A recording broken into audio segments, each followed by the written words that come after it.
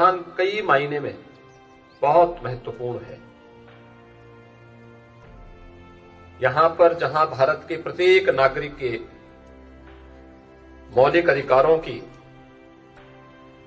रक्षा भारत का संविधान अपने प्रत्येक नागरिक को उपलब्ध कराता है, वही भारत के प्रत्येक नागरिक के लिए उसके कुछ मौलिक कर्तव्य भी भारत के संविधान ने दिए हैं। अधिकार और कर्तव्य के बीच का यह समन्वय ही भारत के संविधान को दुनिया के अन्य संविधानों की तुलना में कुछ विशिष्ट स्थान रखता है। बहुत सारी चीजें ऐसी हैं जो भारत के संविधान ने दुनिया के सामने अपनी विशिष्टता की छाप छोड़ी है। खासतौर पर आधी आबादी को देश के पहले आम चुनाव से ही मतदान का अधिकार मिले। आधुनिक लोकतंत्र की डींग हाँकने वाले ब्रिटेन में यह अधिकार बहुत बाद में मिला, लेकिन भारत में पहले आम चुनाव में ही यह अधिकार प्राप्त हो गया था। इस देश के अनुसूचित जाति जनजाति के एक बड़े समुदाय को सामाजिक और आर्थिक दृष्टि से समाज और राष्ट्र की मुख्य धारा के साथ जोड़ने के साथ साथ उन्हें उनका अधिकार प्राप्त हो, वंचितों को, दलितों को, यह अधिकार भी भारत के संविधान ने भारत के प्रत्येक नागरिक को दिया। और आज यही कारण है कि तमाम सम विषम परिस्थितियों के बावजूद भारत का संविधान भारत के प्रत्येक नागरिक को न केवल सम्मान के साथ आगे बढ़ने के लिए सदैव प्रेरित करता रहा है, बल्कि दुनिया का सबसे जीवंत लोकतंत्र के रूप में अपनी एक अनवरत यात्रा को आगे बढ़ा रहा है। हम सबको भारतीय होने का गौरव प्रदान करने वाला भारत का यह संविधान भारत की मूल भावनाओं का प्रतिनिधित्व भी करता है। आज जब यह देश अपना 73वां गणतंत्र दिवस मना रहा है, हम सबको भारत की उपलब्धि पर गौरव की अनुभूति करनी चाहिए। आज भारत दुनिया की एक उभरती हुई अर्थव्यवस्था के रूप में दुनिया के सामने एक नई मिसाल प्रस्तुत कर रहा है। आज दुनिया के अंदर भारत को कोई नजरअंदाज नहीं कर सकता। इस सदी की सबसे बड़ी महामारी कोरोना के दौरान भारत ने यह साबित भी किया है। प्रधानमंत्री मोदी जी के नेतृत्व में बेहतरीन कोरोना प्रबंधन, जिसमें जीवन और जीविका को बचाने की पूरी गारंटी रही हो, भारत का यह कोरोना प्रबंधन दुनिया के लिए आज भी एक नजीर बना हुआ है। आज एक बार फिर से हम सबको इस संकल्प के साथ जुड़ना होगा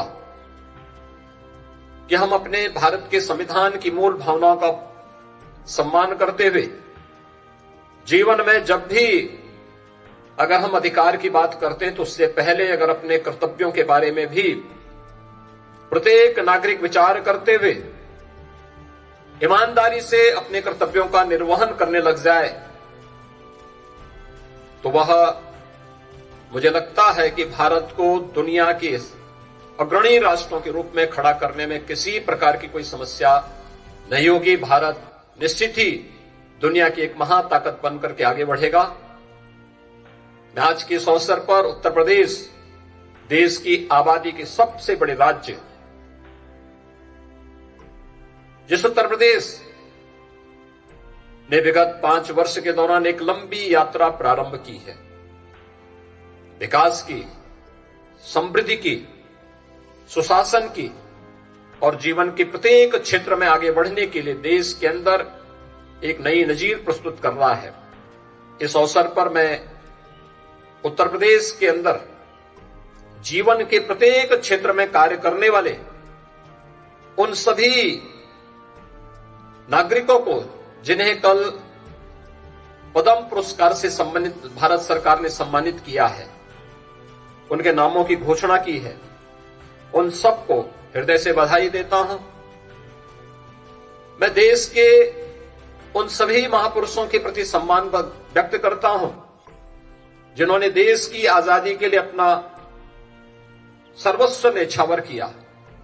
उन महान स्वतंत्रता संग्राम सेनानियों को जिन्होंने देश की आजादी की लड़ाई को एक नेतृत्व दिया था और जिन्होंने देश की आजादी का अनुभव कभी अपनी आंखों के सामने नहीं देखा, लेकिन एक जज्बा था भारत को हर हाल में स्वाधीन कराने का। एक उभरते हुए भारत को दुनिया के एक महाशक्ति के रूप में आगे बढ़ रहे भारत को आगे बढ़ने का उनका सपना, आजाद भारत किस मजबूती के साथ आगे बढ़कर के उसे लेके चल रहा है, एक आत्मावलोकन करने का एक अवसर यह पर्व हम सबको दे रहा है। मैं इस अवसर पर राष्ट्रपिता महात्मा गांधी, सरदार वल्लभ भाई पटेल, नेताजी सुभाष चंद्र बोस, भारत माता के ज्ञात और अज्ञात उन सभी शहीदों को जिन्होंने देश की स्वाधीनता के लिए और स्वतंत्र भारत में भारत को एक नई दिशा देने में अपना योगदान दिया है, उन सबको मैं इस अवसर पर विनम्र श्रद्धांजलि अर्पित करते हुए कोटि कोटि नमन भी करता हूं। मैं भारत माता के उन सभी वीर सपूतों को जिन्होंने भारत की बाह्य और आंतरिक सुरक्षा के लिए अपना बलिदान दिया है, उन सभी को भी मैं इस अवसर पर विनम्र श्रद्धांजलि अर्पित करता हूं, उनके शहादत को नमन करता हूं।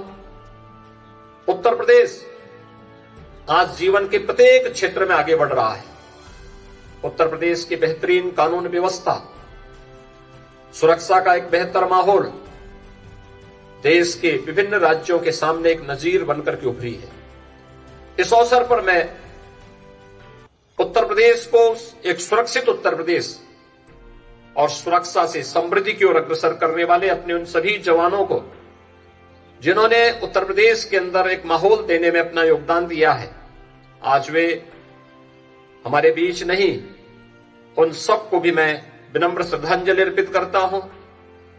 उत्तर प्रदेश को आज एक विकसित उत्तर प्रदेश के रूप में, समृद्ध उत्तर प्रदेश के रूप में आगे बढ़ने के जिस जज्बे के साथ आज उत्तर प्रदेश आगे बढ़ रहा है, योगदान देने वाले उन सभी टीम के अपने साथियों के साथ साथ प्रदेशवासियों को भी मैं हृदय से अभिनंदन करता हूं।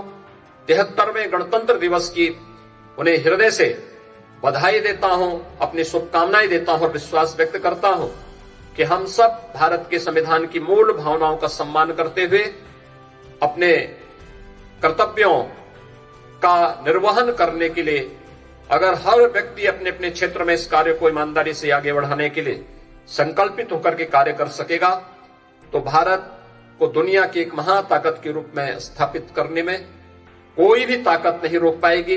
एक बार फिर से 73वें गणतंत्र दिवस के अवसर पर पूरे प्रदेशवासियों को मेरी हार्दिक बधाई और शुभकामनाएं।